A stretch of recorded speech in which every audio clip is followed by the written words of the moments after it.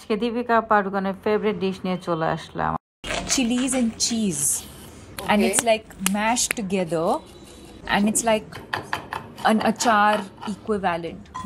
এমাদাসি recipe নিয়ে চলে আসলাম আজকে আপনাদের সাথে। এটা দীপিকা পাডুকোনের ফেভারিট প্লাস হচ্ছে ভুটানের ন্যাশনাল ডিশ বলতে পারেন আপনারা সবাই। এটা ন্যাশনালের ভুটানের ছোট বড় সবাই খুব পছন্দ করে। আমি প্রথমেই হচ্ছে এখানে অনেকগুলো রসুন কুচি করে নিলাম, তার সাথে হচ্ছে অনেকগুলো কাঁচামরিচ আমি একদম ছোট ছোট করে স্লাইস করে নিচ্ছি। আপনারা চাইলে কাঁচামরিচের ভেতরে যে বিচিগুলো আছে সেগুলো ফেলে দিতে পারেন যদি আপনারা ঝাল একটু কম খেতে চান, আর ঝাল বেশি খেতে চাইলে বিচিগুলো ফেলার দরকার নেই। আমি কিন্তু বিচিগুলো ফেলে নিইনি, আমি যেহেতু একটু ঝালঝালি খাবো, যেহেতু চিজে একদম ভরপুর এই ডিশটা। তারপরে হচ্ছে কাটাকুটি করে আমি এখানে একটা প্যান বসিয়ে দিলাম। প্যানটা হালকা গরম হলে আমি এখানে অনেকগুলো করে বাটার নিয়ে নিলাম, কারণ এই ডিশটা আপনারা তেলের পরিবর্তে বাটার দিয়ে করলে বেশি মজা পাবেন। আপনারা চাইলে তেল দিয়েও করতে পারেন। তারপর বাটারটা একটু মেল্ট হলে আমি এখানে গার্লিক আর হচ্ছে কাঁচামরিচ, দেখেন কতগুলা কাঁচামরিচ, একদম ঝাল করে খেলে এত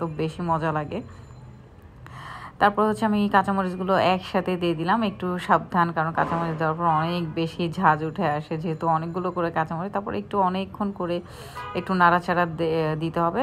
রসুনটা কিন্তু একদম ডিপ ফ্রাই করা যাবে না, রসুনটা একটু নাড়াচাড়া করে হচ্ছে কাঁচা কাঁচাই থাকবে। তারপরে এখানে পসিবল হলে গরম পানিটা অ্যাড করবেন। গরম পানিটা অ্যাড করলে হচ্ছে তাড়াতাড়ি কাঁচামরিচটা সেদ্ধ হয়ে যায়।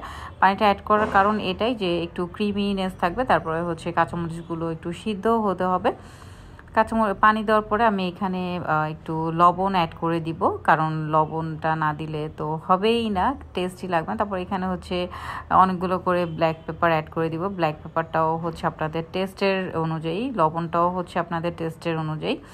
আমি লবণটা একটু কম করেই দিয়েছিলাম, কারণ যেহেতু চিজে লবণ থাকে। আমি তারপরে হচ্ছে ঢেকে দিলাম। এখানে 2-3 মিনিট হচ্ছে আমি ঢেকে কুক করব। তারপর হচ্ছে এই যে আমার কাঁচামরিচগুলো কিন্তু সিদ্ধ হয়ে গেছে। এখন এখানে আমি 4টা স্লাইস চিজ দিয়ে দিব। আপনারা স্লাইস চিজ দিয়ে করার চেষ্টা করবেন। এটা কিন্তু মোজারেলা বা অন্য কোনো চিজ দিয়ে করলে একদমই মজা পাবেন না, বিশ্বাস করেন।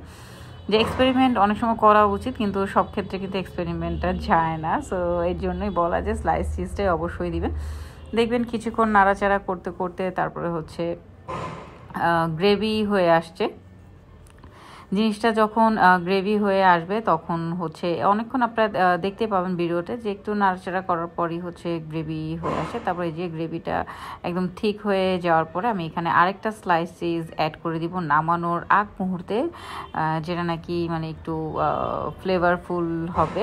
তারপরে তো এখন হচ্ছে বাটিতে সার্ভ করে নেওয়ার পর, আর এটা অবশ্যই সাদা ভাত দিয়ে খাওয়ার চেষ্টা করবেন, কারণ এটা যেহেতু অনেক বেশি চিজি, পোলাও দিয়ে খেতে গেলে কিন্তু আপনাদের একটু মানে বেশি রিচ হয়ে যাবে আর কি, ব্যাপারটা ভালো লাগবে না। তো এই যে আমার কিন্তু রান্নাটা একদম রেডি। আমি এখন গার্নিশ করে নিব। আমি আগেই একটু রাইস প্লেটে নিয়ে নিয়েছিলাম, তো গার্নিশ করে এখন খাবার পালা।